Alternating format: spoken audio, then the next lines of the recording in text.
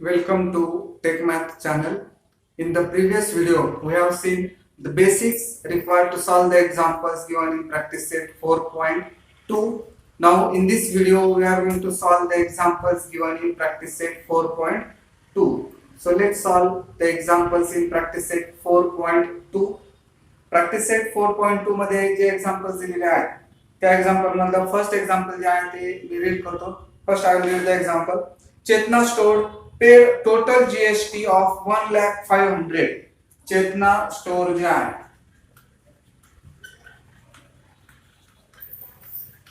या चेतना स्टोरनं GST direct paid केलेलं आहे. पर्सेंटेज वगैरे आपल्याला काही कॅल्क्युलेट करायचे नाहीये. डायरेक्ट जीएसटी पेड ज्यावेळेस त्यांनी परचेस केला त्यांचे जे काही मटेरियल असतं ते परचेस करत असताना पेड जीएसटी आपल्याला इथे दिलेला आहे. So I write here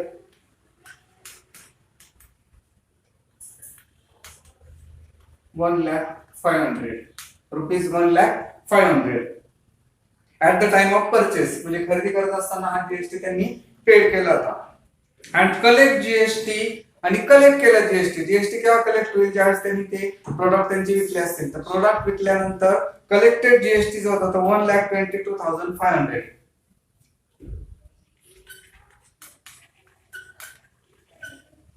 collected GST 1,22,500 हा दिलेला आहे त्यांना. तर आपल्याला काय करायचं बरं त्याच्यामध्ये ड्युरिंग द इयर 1 जुलै 2017 टू 31 जुलै 2017 हे त्या कालावधीमधला जीएसटी त्यांनी पेड केलेला आहे. Find the GST payable by Chetana store. म्हणजे याला किती जीएसटी जो असेल तो गव्हर्नमेंटला भरावा लागणार आहे ते आपल्याला फाइंड आउट करायचं. म्हणजे चेन इथं दिलेली आहे. याचे बेसिक आपण प्रिव्हियस व्हिडिओ मध्ये पाहिलेले. तर आता इथं ज्यावेळेस त्यांनी परचेस केले असतील ही प्रोडक्ट परचेस करत असताना पेड जीएसटी जो आहे तो 1,05,000 आहे. मग हा पेड जीएसटी जो आहे याला आपण इनपुट टॅक्स असं म्हणतो. यांनी पेड केलेला आहे तो इनपुट टॅक्स जो आहे तो 1,05,000 झाला. आणि यालाच इनपुट टॅक्सलाच देखील आपण आयटीसी असं म्हणतो. इनपुट टॅक्स क्रेडिट हा सेम इतकाच येतो. तेवढंच क्रेडिट त्यांना मिळत असतं. आणि त्यांनी कलेक्ट जीएसटी किती कलेक्ट केला होता? 1,22,500 इतका जीएसटी जो आहे तो कलेक्ट केलेला होता. मग हा कलेक्ट केलेला जीएसटी जो असेल तो आउटपुट टॅक्स असेल.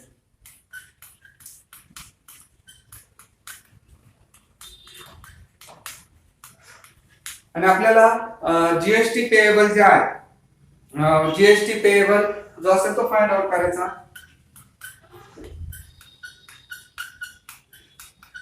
आता जीएसटी पेएबल साठी फॉर्म्युला काय आपल्याला? GST payable is equal to output tax minus ITC.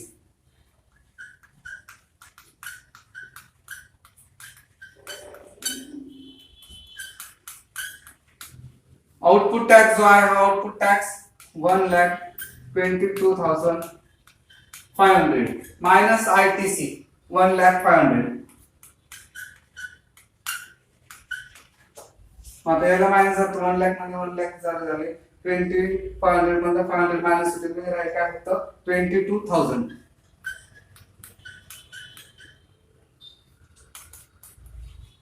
₹22,000 जो असेल तो जीएसटी पेएबल त्यांचा असणार आहे. जे आपल्या इथे आलं चेतना store we pay 22,000 as a GST or GST payable for Chetna store is equal to 22,000. त्यानुसार हे एक्झाम्पल जे आहे ते सॉल्व्ह करायचं होतं. एक्झाम्पल पाहून घ्या, त्याचा स्क्रीनशॉट काढून घ्या किंवा व्हिडिओ पॉज करून हे एक्झाम्पल लिहून घ्या.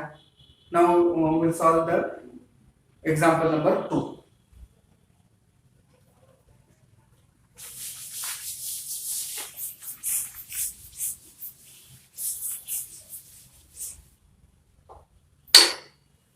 क्वेश्चन नंबर 2 जो दिलेला आहे. Najma is a proprietor of a firm register under GST. Najma जे आहे त्यांचं एक फर्म आहे की ज्यांनी जीएसटी साठी रजिस्ट्रेशन केलेलं आहे. रजिस्ट्रेशन केलं म्हणजे त्यांना जीएसटी आयडेंटिफिकेशन नंबर त्यांना मिळालेला असणार आहे. She has paid GST of ₹12,500 on purchase. आता याचं जे फर्मचं नाव असेल ते फर्मचं नाव आपण इथे देऊ.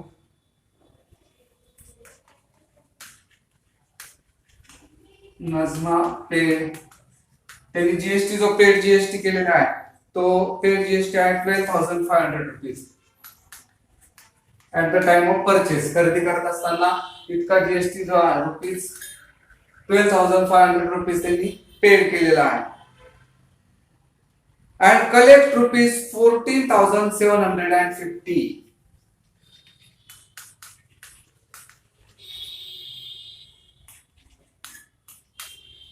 14,750 इतका त्यांनी कलेक्ट केलेला आहे. What is the amount of ITC to be claim, what is the amount of GST payable. आता आयटीसी फाइंड आउट करायचं आपल्याला आणि जीएसटी पेएबल जो आहे तो फाइंड आउट करायचा आपल्याला. ही इन्फॉर्मेशन आपल्याला दिलेली. त्यांनी इतका पेड केला होता आणि कलेक्ट 14,750 मिळाला होता. हा पेड जो असतो तोच आपण इनपुट टॅक्स म्हणत असतो. So input tax is equal to 12,500. या इनपुट टॅक्सलाच इनपुट टॅक्स क्रेडिट असं आपण म्हणतो. 12,500. जे फर्स्ट क्वेश्चन जो विचारला होता आपल्याला याच्यामधला सब क्वेश्चन की आयटीसी किती आहे, input tax credit is equal to 12,500 rupees. आता कलेक्टेड जो आहे जीएसटी तो 14,750 ज्याला आपण आउटपुट टॅक्स असं म्हणतो. So output tax is equal to 14,750 rupees. आता आपल्याला जीएसटी पेएबल फाइंड आउट करायचा. आयटीसी क्लेम जो आहे तो अमाऊंट ऑफ आयटीसी क्लेम मिळाला 12,500 रुपीज. या अमाऊंट आपल्याला मिळाली. What is the amount of GST payable.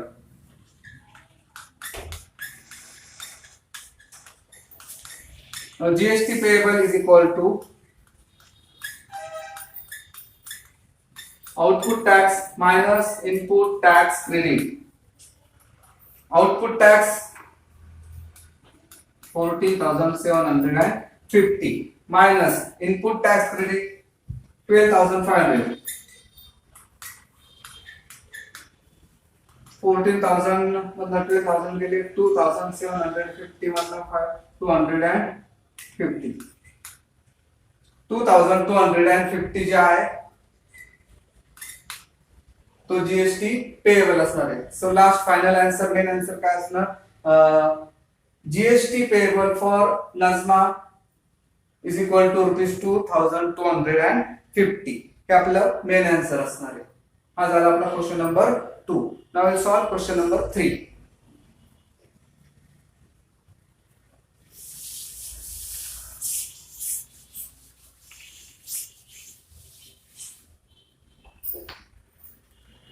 Question number 3. Amir Enterprises purchased chocolate sauce bottles and paid GST of rupees 3,800. आता याच्यामध्ये काय काय दिलेले, आमिर एंटरप्राइजेस, अकबर ब्रदर्स आणि मयंक फूड सेंटर असे 3 फर्म दिलेले. प्रत्येक फर्मना काही चॉकलेट सॉस बॉटल जे आहेत ते परचेस केले आहेत आणि सेल केलेले आहेत. तर आपल्याला प्रत्येक स्टेज मध्ये प्रत्येकाचा जीएसटी जो आहे तो फाइंड आउट करायचा आहे. आता आमिर एंटरप्राइजेस जे आहे ना, त्या आमिर एंटरप्राइजेस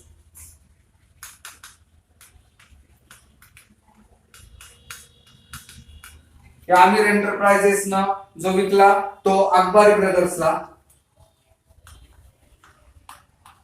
अकबरी ब्रदर्स आणि अकबरी ब्रदर्स न तो विकला तो मयंक फूड कॉर्नरला. मयंक फूड कॉर्नर यांना तो विकलेला होता. प्रत्येक याच्यामधनं आपल्याला जीएसटी पेएबल किती असणार आहे ते फाइंड आउट करायचंय.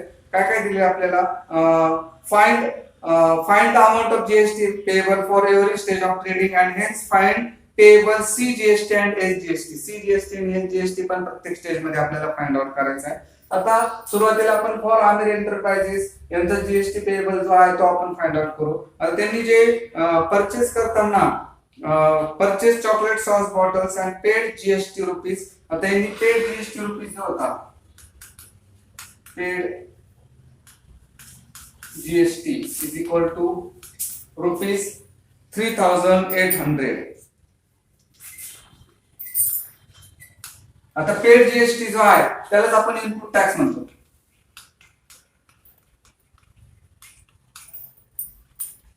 So the input tax is 3,800.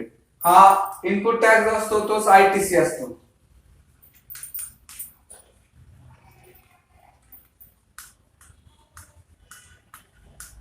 हा झाला पेड जीएसटी. आणि त्यानंतर यांनी काय केलं, he sold this bottles to Akbari brothers, यांनी अकबरी ब्रदर्सला तो विकला. अकबरी ब्रदर्सला विकल्यानंतर आणि कलेक्टेड जीएसटी ऑफ ₹4100.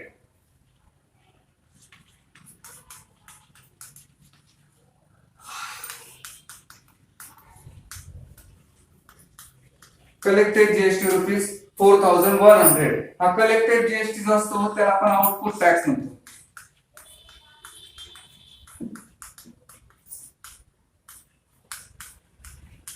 आता याच्यावर आपल्याला काय करायचं की यांचा जो असेल टॅक्स पेएबल फाइंड आउट करू, सीजीएसटी आणि एचजीएसटी फाइंड आउट करू आमिर एंटरप्राइजेस साठी. आणि त्यानंतर मग आपण अकबर ब्रदर्स जो आहे त्यांचा जो टॅक्स पेएबल असेल तो फाइंड आउट करू, त्याचं सीजीएसटी एचजीएसटी आपण फाइंड आउट करू. So tax payable for Aamir enterprises, त्याचा फॉर्म्युला जो आहे तो काय, output tax minus ITC, output tax minus input tax credit. मग आता याचा आउटपुट टॅक्स जो आहे हा आउटपुट टॅक्स किती आहे, 4100 मायनस इनपुट टॅक्स क्रेडिट 3800. हा जर आपण मायनस केला तर तो येईल ₹300 और रुपीज काय आला, 300 आला. आता याचा सीजीएसटी आणि एचजीएसटी फाइंड आउट करू आपण. सीजीएसटी आणि एसजीएसटी हे सेम असतात आणि ते किती असतात, 1/2 ऑफ जीएसटी पेएबल जो असेल.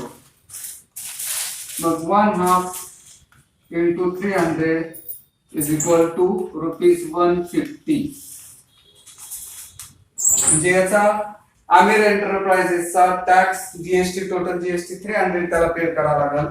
त्याच्यामध्ये सीजीएसटी आणि एचजीएसटी जो असेल तो ₹150 असेल. हे आपण कॅल्क्युलेशन केलं आमिर एंटरप्राइजेसचं. आता आमिर एंटरप्राइजेसचं कॅल्क्युलेशन झाल्यानंतर याच ह्याच्यामध्ये मी काय करतो, आता अकबर ब्रदर्स जे आहे त्याचं कॅल्क्युलेशन करतो. ही जी स्क्रीन जी आहे स्क्रीनचा स्क्रीनशॉट पाहून घ्या किंवा मग व्हिडिओ पॉज करून हे नोट डाऊन करून द्या. मग याच्यावर मी तुम्हाला अकबर ब्रदर्सचा जो कॅल्क्युलेशन जे असेल ते कॅल्क्युलेशन आपण करणार आहोत.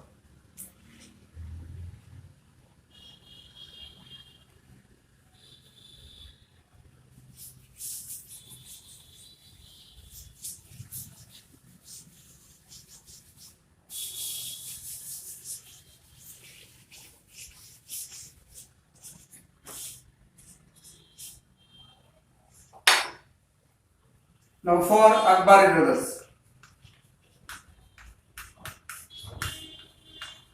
आता अकबरी ब्रदर्स जे आहे या अकबरी ब्रदर्स न जो जीएसटी पेड केला होता तो अकबरी ब्रदर्स पेड केला होता ₹4100 ला, की जो त्यांनी आमिर एंटरप्राइजेसला दिला होता ₹4100 ला. यांचा अकबरी ब्रदर्सचा पेड जीएसटी जो आहे तो ₹4100 चा आहे. मग तोच त्याचा इनपुट टॅक्स असणार आहे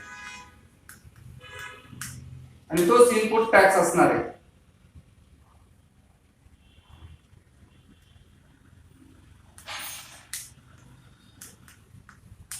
आता यांनी काय केलं बरं की अकबर ब्रदर्सनं मयंक फूड कॉर्नरला त्या सॉस बॉटल्स विकल्या. मयंक फूड कॉर्नरला त्या बॉटल्स विकून त्यांना किती जीएसटी मिळाला, 4500, कलेक्टेड ₹4500, की ज्याला आपण आउटपुट टॅक्स असं म्हणतो, 4500. मग आता याला टॅक्स पेएबल जो असेल अकबर ब्रदर्सला तो काय येणार आहे, output tax minus input tax credit. Output tax जो आहे तो आहे 4500 मायनस इनपुट टॅक्स क्रेडिट जे आहे ते ₹4100. आता 4500 मधून 4100 मायनस केले म्हणजे ₹400. हा झाला टॅक्स पेएबल म्हणजे जीएसटी. जीएसटी ची अमाउंट झाली 400. आता सीजीएसटी आणि एचजीएसटी म्हणजे हा टॅक्स पेएबल किंवा तुम्ही जीएसटी म्हणू शकता.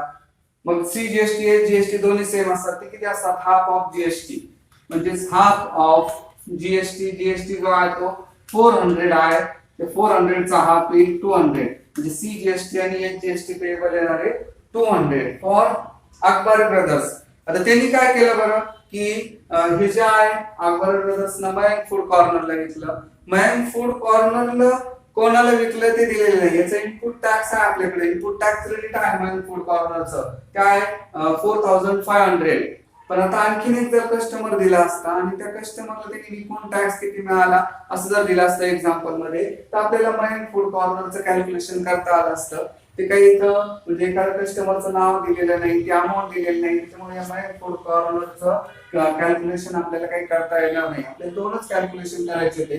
पहिलं कॅल्क्युलेशन जे होतं ते आमिर एंटरप्राइजेसचं होतं, ते आपण केलेले. आता जे कॅल्क्युलेशन केले ते अकबर ब्रदर्स आपण केलेले. बहुधा हा क्वेश्चन थोडा इनकम्प्लीट दिलेला असेल, त्यामुळे इथे कस्टमरचं नाव वगैरे काही दिलेलं नाही. तर एक्झाम्पल मध्ये आणखीन एक चेन आली, कस्टमरचं नाव आलं, काय अमाऊंट दिली, तर त्याचं कॅल्क्युलेशन तुम्हाला करता येऊ शकतं. यानुसार आपण हा क्वेश्चन सॉल्व्ह केलेला आहे. Now let's solve the next question.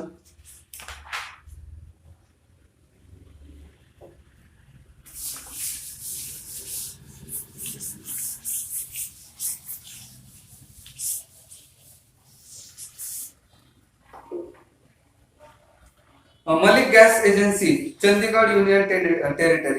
आता मागच्या वेळेस तुम्हाला सांगितलं की सीजीएसटी असतो, एचजीएसटी असतो आणि यूटीजीएसटी एक असतो. युनियन टेरिटरी जे स्टेटच्या आहेत त्या स्टेट्स मध्ये एचजीएसटी लावता, यूटीजीएसटी लावला जातो. आता इथं मलिक गॅस एजन्सी दिलेला आहे आणि तिथं ती दिलेलं आहे की युनियन टेरिटरी स्टेटचा आहे, त्याच्यामुळे इथं आपल्याला यूटीजीएसटी लावा लागणार आहे, तो कॅल्क्युलेट करावा लागणार आहे. आता हा मलिक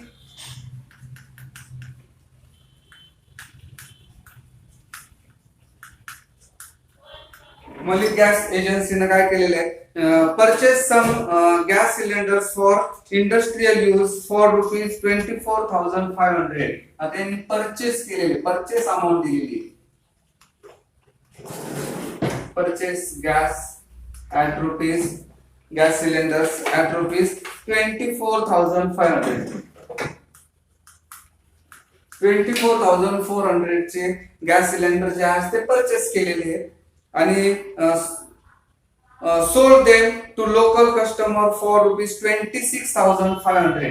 सोल्ड कितीला केले, सेल सोल्ड ॲट ₹26,500. 26,500 रुपीजला त्यांनी सेल केलेले, सेल आउट केलेले. आता आणखीन आपल्या क्वेश्चन मध्ये काय दिलेले आहे, find the GST to be paid at the rate of 5% and hence the CGST and UTGST to be paid for this transaction. आता आपल्याला काय करायचं बरं, 5% ना आपल्याला जीएसटी जो आहे तो जीएसटी कॅल्क्युलेट करायचा आहे. आता तो कॅल्क्युलेट करताना आपण कसं करणार, इथं अमाऊंट दिलेली, मागच्या एक्झाम्पल मध्ये आपल्याला डायरेक्ट टॅक्स जो आहे तो किती रिसीव्ह झाला, टॅक्स किती पेड केला, हे टॅक्स कॅल्क्युलेट करून आपल्याला टॅक्सची अमाऊंट दिलेली होती. या एक्झाम्पल मध्ये आपल्याला टॅक्स कॅल्क्युलेट करायचा आणि तो कसा कॅल्क्युलेट करणार आपण, त्याचं पर्सेंटेज दिलेले आहे, जीएसटी इज इक्वल टू 5%. 5% त्याचा जीएसटी असणार आहे. मग आपण काय करू, 5% याचा जीएसटी कॅल्क्युलेट करू. हा इनपुट टॅक्स होईल, इनपुट टॅक्स क्रेडिट येईल, याचा 5% येईल, तो आउटपुट टॅक्स येईल आणि मग जीएसटी पेएबल जो असणार आहे तो आपण output tax minus input tax credit जो आहे ते कॅल्क्युलेशन करून आपल्याला तो देता येईल आणि त्याचा हाफ अप करून आपल्याला सीजीएसटी आणि यूटीजीएसटी कॅल्क्युलेट करता येईल. First we will calculate the amount of GST on purchase amount, that is 5% of 24,500.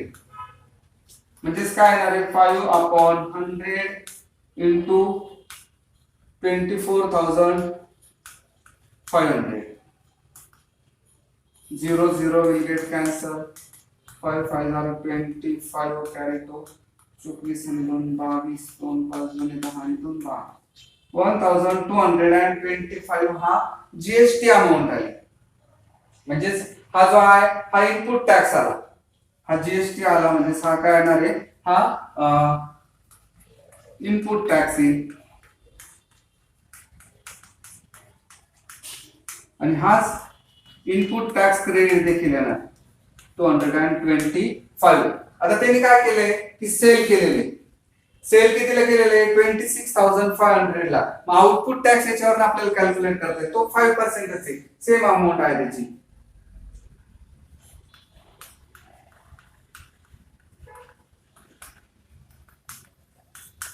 $5 of 5% of 26,500. 26,500 चे 5% येतील.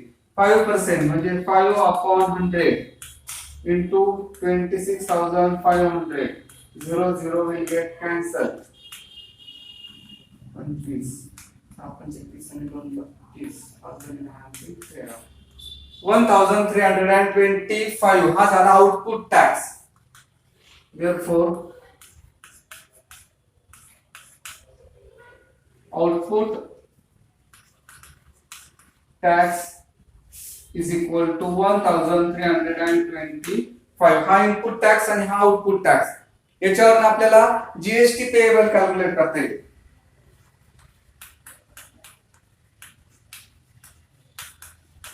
GST payable is equal to output tax minus ITC minus input tax credit. Output tax 1325 minus ITC input tax credit 1225 is ₹100. म्हणजे हा झाला GST payable. जो GST payable जो मिळाला तो हा 100 मिळाला. आता आपल्याला सीजीएसटी आणि यूटी जीएसटी फाइंड आउट करायचा. मग तो कसा आहे? CGST is equal to UTGST is equal to half of GST. म्हणजे half of 100 is equal to ₹50.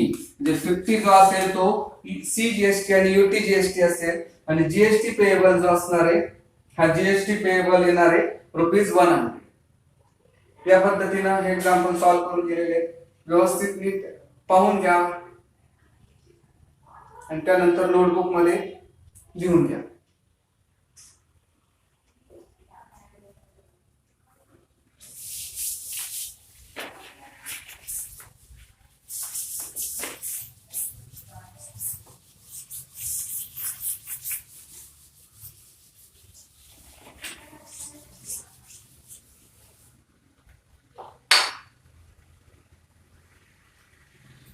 तर क्वेश्चन नंबर 5. क्वेश्चन नंबर 5 जो दिलेला आहे, messrs beauty products paid 18% GST on cosmetics worth ₹6,000. आता यांनी जीएसटी पेड केलेला आहे 18%. 18% जीएसटी कशावर? ₹600 वरती, 6,000 वरती. and sold to a customer for ₹10,000.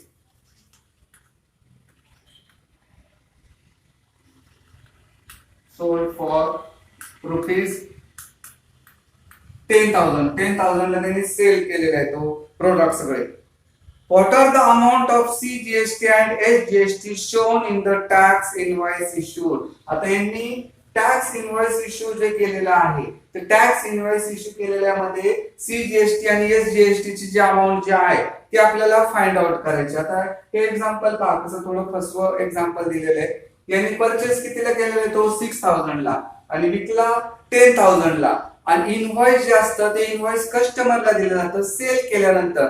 मग ते इनव्हॉइस जे आहे इनव्हॉइस म्हणजे बिल, मग त्या बिलामध्ये सीजीएसटी आणि एसजीएसटी ची अमाउंट किती असणार आहे. आता ज्यावेळेस अमाउंट सेल केली जाते त्यावेळेस सेलिंग अमाउंट लिहितात, परचेस अमाउंट लिहिली जात नाही. त्यांनी जर परचेस अमाउंट दिली इनव्हॉइस मध्ये मी 6,000 घेतलं तुम्हाला 10,000 दिले टॅक्स एवढा लागला तर असं मग ते कस्टमर येतील त्यांच्याकडे परत 6,000 10,000 ला कसं विकलं. हा प्रॉफिट काही इनव्हॉइस मध्ये दाखवला जात नाही. इनव्हॉइस मध्ये परचेस अमाउंट कुठेही येत नाही, कोणी दाखवत नसतं. ते फक्त सेल अमाउंट जी असते ती सेल अमाउंट दाखवली जाते. सेल अमाउंट वर टॅक्स कॅल्क्युलेट केला जातो, जीएसटी पेएबल कॅल्क्युलेट केला जातो. त्याच्यामुळे आपल्याला 6,000 चा या एक्झाम्पल मध्ये कुठेही रेफरन्स घ्यायचा नाहीये. एक्झाम्पल कसं दिलेले त्यांनी व्यवस्थित समजावून घ्यायचं. काही असे फसवे एक्झाम्पल्स असतात. ही अमाउंट दिलेली आहे आपल्याला फक्त या अमाउंटचं कॅल्क्युलेशन करायचं आहे कारण आपण जीएसटी पेएबल इथे कॅल्क्युलेट करणार आहे. मग इथं सेल फॉर रुपीज जे आहे ते 10,000 आणि त्याचा 18% आहे. 10,000 चा आपल्याला 18% जे आहे ते कॅल्क्युलेट करायचं आहे. आपण इथे काय करणार आहे की जो जीएसटी जो आहे जे इनपुट टॅक्स जीएसटी ऑन 10,000. याच्यावर आपण जीएसटी जो आहे तो आपल्याला कॅल्क्युलेट करायचा आणि तो कसा कॅल्क्युलेट करणार आहे आपण 18% आहे 18% ऍट 18%. मग तो कसा कॅल्क्युलेट होईल 18/100 into 10,000. 0 0 will get cancel. 18 आणि 2 0 रुपीज 1,800. हा जीएसटी आहे टॅक्स इनवॉइस मध्ये येणार. हा टोटल जीएसटी झाला 1,800 आणि याचा आपल्याला सी जीएसटी आणि एस जीएसटी फाइंड आउट करायचा. आता सी जीएसटी हा आला जीएसटी ऍट 18% 1,800 रुपीज आणि याचा सी जीएसटी आणि एस जीएसटी. सी जीएसटी काय 1/2 into जीएसटी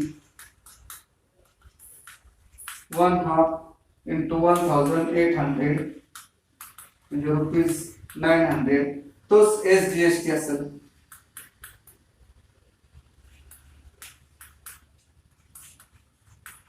म्हणजे टॅक्स इनवॉइस मध्ये काय येणार आहे टॅक्सेबल अमाऊंट. म्हणजे आपल्याला जे बिल जे तयार करायचं जे बिल दाखवणार बिलचा फॉर्मॅट मध्ये काय येणार आहे की टॅक्सेबल अमाऊंट.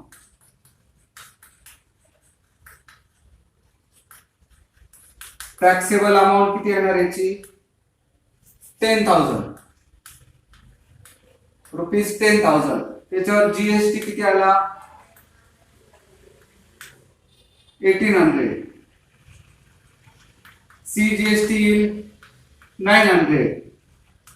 एस जीएसटी किती येईल 900 आणि टोटल बिल जे येईल त्याचं मग 11,800 असं टोटल बिल जे असणार आहे ते बिल त्याचं तिथं येणार आहे. या पद्धतीनं हा जो टॅक्स जो आहे तो टॅक्स कॅल्क्युलेट केला जातो. एक्झाम्पल नीट व्यवस्थित पाहून घ्या. खूप इझी असं एक्झाम्पल आहे.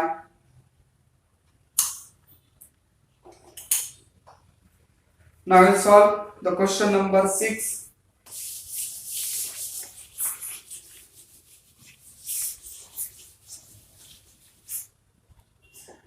क्वेश्चन नंबर 6 आणि क्वेश्चन नंबर 7 जे आहे ते आपल्याला टॅक्स इनवॉइस प्रिपेअर करायचे. Prepare business to customer. Business to customer tax invoice आपल्याला प्रिपेअर करायचं युजिंग गिवन इन्फॉर्मेशन. काही इन्फॉर्मेशन दिलेली आहे. Write the names of supplier. Tax invoice आपल्याला करायचंय. त्याच्यामध्ये काय काय करायचं अगोदर की name write the name of supplier. आता सप्लायर असं तर सप्लायरचं नाव आपण टाकू शकतो. तर सप्लायर तुम्हाला जे असेल ते एबीसी ब्रदर्स किंवा ABC supplier ABC and company या पद्धतीनं तुम्ही कुठलंही नाव इथं सप्लायरचं नाव टाकू शकता. त्यानंतर त्याचा ऍड्रेस जो असेल तो ऍड्रेस तुम्ही टाका. त्यांचा मोबाईल नंबर असेल किंवा जर ईमेल आयडी जर असेल तो ईमेल आयडी तुम्ही त्यांचा देऊ शकता. त्यानंतर हा सप्लायर जो असतो या सप्लायरचा आपल्याला जीएसटी आयडेंटिफिकेशन नंबर आपल्याला लिहावा लागेल. हा नंबर घेताना तुम्हाला सांगितलेलं आहे की आपल्या महाराष्ट्रासाठी काय लिहावं लागतं 27. त्यानंतर 10 डिजिट पॅन कार्ड नंबर जे आहे ते पॅन कार्ड नंबर आपल्याला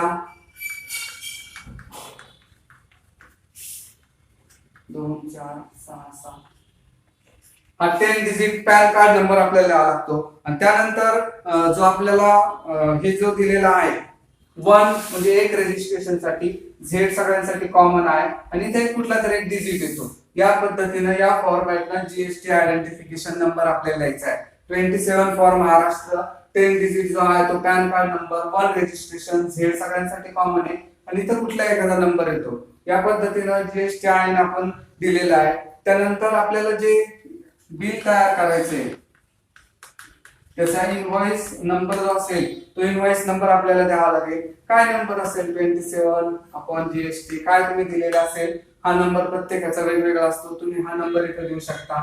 त्यानंतर त्याची जी डेट जी असेल ती डेट तुम्हाला द्यायची 26 27 जी डेट असेल त्याची ती डेट तुम्हाला द्यायची. या पद्धतीनं हे सप्लायर बिझनेस टू हे जे दिलेलं आपल्याला B2C business to customer supplier ज्या आपल्याला ते या ठिकाणी इथे द्यायचे. इथे दिल्यानंतर आता बिझनेस टू कस्टमर असल्यामुळं आपल्याला कस्टमरचे डिटेल्स इथे द्यायचे नाही. हे जे आहे सप्लायर म्हणजे जो प्रोव्हाइड करणारा आहे हे त्याचे डिटेल्स दिलेले आहेत. इनव्हॉइस हे दोन प्रकारचे आहेत, B2B आणि B2C. आपण हे जे तयार करतो आपल्याला जे दिलेले prepare business to customer B2C हे इनव्हॉइस आपण तयार करतोय. इथं जो सप्लायर जो आहे त्याचं नाव इथं दिलं जातं. ज्यावेळेस B2B ज्यावेळेस दिलं जाईल त्यावेळेस सप्लायर आणि रिसिप्टंट असे दोघांचे आपल्याला नाव आणि जीएसटी आहे दोघांचे द्यावं लागतील. इथे एकाच का द्यावं लागतं, कारण इथं बिझनेस टू कस्टमर आहे, B2C आहे. B2C आहे, बिझनेस टू कस्टमर. कस्टमरचा जीएसटी आहे वगैरे नसतो. कधी आपण गेलो कुठं दुकानामध्ये आणि त्यांनी वस्तू माहिती बिल आपल्याला दिलं, आपल्याला मागतील का जीएसटी आयडेंटिफिकेशन नंबर, तुमचा जीएसटी आयडेंटिफिकेशन नंबर आहे तर वस्तू देऊ तुम्हाला, असं काही नाही. कस्टमरचा जीएसटी आय इथं देण्याची गरज म्हणजे नसतोच तो कस्टमरला. जो असतो तो सप्लायर आणि रिसिप्टंट जे असतात दुसरा सप्लायर बिझनेस टू बिझनेस. जे आपलं दुकान आहे, आपल्या दुकानातून दुसऱ्या दुकानामध्ये माल जातो, दोन्ही दुकानांचा जीएसटी आय असतो. त्यावेळेस B2B मध्ये दोघांचं जीएसटी आय द्यावं लागेल, दोघांचं नाव वगैरे मेन्शन केलं जातं. हे B2C आहे, त्याच्यामुळे तिथे काही देण्याची गरज नाही. फक्त सप्लायर जो देतोय माल त्याचेच इथे डिटेल्स दिले जातात. आता आणखीन काय काय म्हणजे याच्यामध्ये काय दिलं आपण, जीएसटी आय दिलं, सप्लायर दिलं, त्याचा ऍड्रेस आपण दिलेला आहे. त्यानंतर स्टेट इथे लिहायचं तर स्टेट आपल्याला लावावं लागेल, स्टेट महाराष्ट्र. त्यानंतर आणखीन काय दिलेलं आहे, डेट आपण टाकलेली, इनव्हॉइस नंबर आपण टाकलेला आहे, जीएसटी आय पण आपण इथे टाकलेला आहे. आता हे इनव्हॉइस आपल्याला तयार करायचं त्याच्यामध्ये सिरियल नंबर येणार आहे, सिरियल नंबर 1. त्यानंतर दुसरं काय दिलेलं आहे, HSN कोड जो असतो तो HSN कोड आपल्याला दिलेला आहे, सिरियल नंबर HSN कोड दिलेला आहे. आणि त्यानंतर नेम ऑफ प्रोडक्ट शॉर्ट मध्ये लिहितोय, तुम्हाला सविस्तर बुक मध्ये देखील इनव्हॉइस एक तयार करून दिलेले आहे, ते इनव्हॉइस तुम्ही तयार करू शकता. प्रोडक्ट दिलेले आहे. त्यानंतर रेट दिलेला आहे, रेट क्वांटिटी.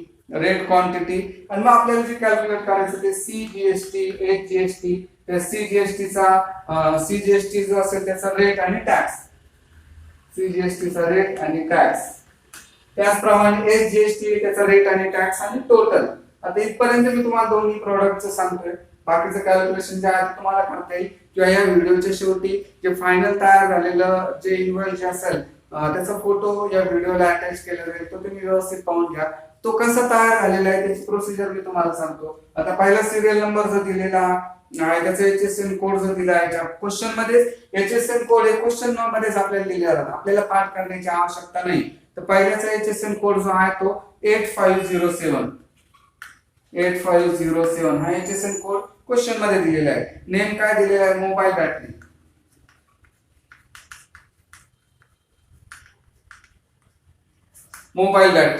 आता या मोबाईल बॅटरीचा रेट जो आहे, या मोबाईल बॅटरीचा रेट ₹200. क्वांटिटी 1. याचा CGST जो आता याच्या क्वेश्चन मध्ये आपल्याला जे दिलेला आहे रेट जो दिलेला आहे या मोबाईल बॅटरीचा रेट दिलेला आहे 12%. GST चा रेट 12%. GST चा रेट 12% आहे, म्हणजे CGST चा रेट 6% येणार आहे. मग आता 6% ₹200 जर आपल्याला कॅल्क्युलेशन जर करायचं म्हणजे काय 6/100 into 200 0 will get cancel 6 to the 12 म्हणजे हा टॅक्स आला याचा ₹12. CGST ₹12 आला. SGST जो आहे हा SGST देखील ₹12 येईल. आणि फायनल किती येईल, 12 + 12 24 आणि 200 जे ₹224 फायनल अमाऊंट जी आहे ती या बॅटरीची येणार. या पद्धतीने हे झालं पहिलं कॅल्क्युलेशन. आता दुसरं आणखीन कॅल्क्युलेशन काय आहे याच्यामध्ये, दुसरा जो HSN कोड जो दिलेला आहे 8518. नेम ऑफ प्रोडक्ट जो आहे तो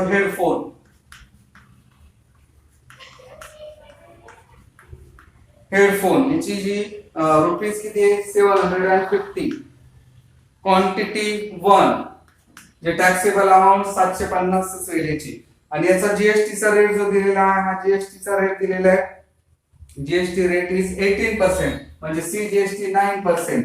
9% of 750 0 will get cancelled.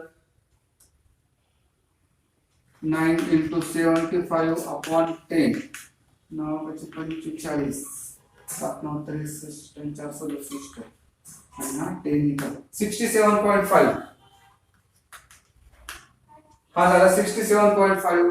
हे जीएसटी पण 67.5 येईल. 67.5 प्लस 67.5 प्लस 750 ती त्याची टोटल अमाऊंट आणि याची टोटल अमाऊंट इथं करायची. या पद्धतीने तुम्हाला हा टॅक्स इनव्हॉइस जो आहे हा B to C business to customer तो प्रिपेअर करायचा आहे. नेक्स्ट एक्झाम्पल काय आहे म्हणजे आय होप असं मला वाटतं की याच्या पुढे हे कॅल्क्युलेशन टोटल तुम्हाला करता येईल, त्यामुळे मी इथंच थांबवतोय. फक्त तुम्हाला 67.5 इथे घ्यायचंय. 67.5 याची ऍडिशन करायची प्लस 750 हे ऍडिशन करून इथं घ्या आणि ही फायनल अमाऊंट इथं तुम्ही लिहा म्हणजे हे इनव्हॉइस कम्प्लीट होईल. हा झाला question number 6. Question number same याच्यासारखा आहे. जे चेंजेस आहेत ते चेंजेस मी तुम्हाला सांगतो.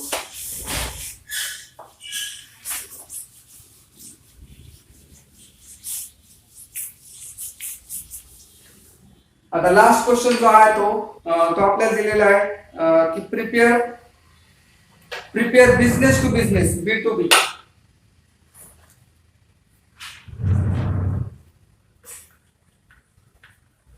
बी बिझनेस टू बिझनेस म्हणजे एक दुकानदार जो आहे तो दुसऱ्या म्हणजे सप्लायर असेल, डीलर असेल, रिटेलर असेल, तो काय करतो खालच्या चेन मधल्या दुकानदारालाच काय करतो प्रोडक्ट विकतो तो. म्हणजे हे झालं बी. मग इथं दोघं प्रोडक्ट विकतायत, दोघेही विकतात म्हणजे दोघांकडेही जीएसटी आय एन असणार आहे. जीएसटी आय एन फक्त कस्टमर कडे नसतो. मागच्या एक्झाम्पल मध्ये कस्टमर होता घेणारा, त्याचा जीएसटी आय एन नव्हता, तो आपण दिलेला नव्हता. आता इथे आपल्याला दोन सप्लायर जे असतात, सप्लायर आणि रिसिप्टंट, या दोघांचे आपल्याला नावं द्यावं लागतील, ऍड्रेस द्यावा लागतील, जीएसटी आय एन दोघांचं द्यावं लागेल. आणि जसं कॅल्क्युलेशन आपण सिंपल इनव्हॉइस केलं होतं ते कॅल्क्युलेशन आपल्याला करायचंय. आता पहिले जे दिलेले B tax invoice as per the information, त्याच्यामध्ये दिलेले नेम ऑफ सप्लायरचं आपल्याला नाव द्यावं लागेल. मग सांगितल्याप्रमाणे एबीसी अँड कंपनी किंवा काय तुम्हाला नाव जे द्यायचं असेल ते नाव तुम्ही तिथं द्या. त्याचा ऍड्रेस तुम्हाला द्यायचा आहे, स्टेट त्याची द्यायची. त्यानंतर याचा जीएसटी आय एन आपल्याला द्यायचा. जीएसटी आय एन आता सांगितल्याप्रमाणे काय करायचं बरं की सर्वात अगोदर 27 आपल्या स्टेट साठी कोड आहे.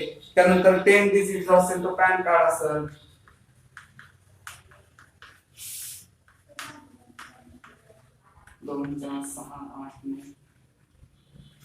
हा 10 डिजिट पॅन कार्ड नंबर जो आहे तो पॅन कार्डचं हे आलं. त्याच्यानंतर याचं 1 रजिस्ट्रेशन असेल तर 1Z आणि हा डिजिट वेगळा असेल. याप्रमाणे तुम्हाला जीएसटी आय एन जो आहे तो याचा जीएसटी आय एन आपल्याला द्यावा लागेल. त्यानंतर रिसिप्टंट जो असेल आपल्याला ज्यांनी घेतलेले,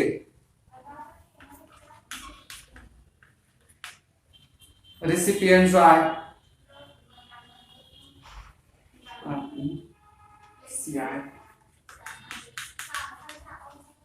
हा रिसिपियंट जो आहे त्या रिसिपियंटचं तुम्ही नाव इथे द्या. XYZ अँड कंपनी किंवा मेसर्स XYZ. त्याचा ऍड्रेस द्या, त्याचं स्टेट महाराष्ट्र इथे येणार आहे. त्याचा जीएसटी आय एन येईल तो याच्यासारखं असेल 27. त्याचा पॅन कार्ड नंबर द्या, 1Z आणि नंबर कुठला तरी एक येईल. हा दिल्यानंतर इनव्हॉइस नंबर येईल. इनव्हॉइस नंबर 325 काय नंबर असेल अपॉन जीएसटी किंवा काय असेल, डेट येईल आणि त्यानुसार कॅल्क्युलेशन करायचं. पेन्सिल बॉक्सेस आणि आणखीन एक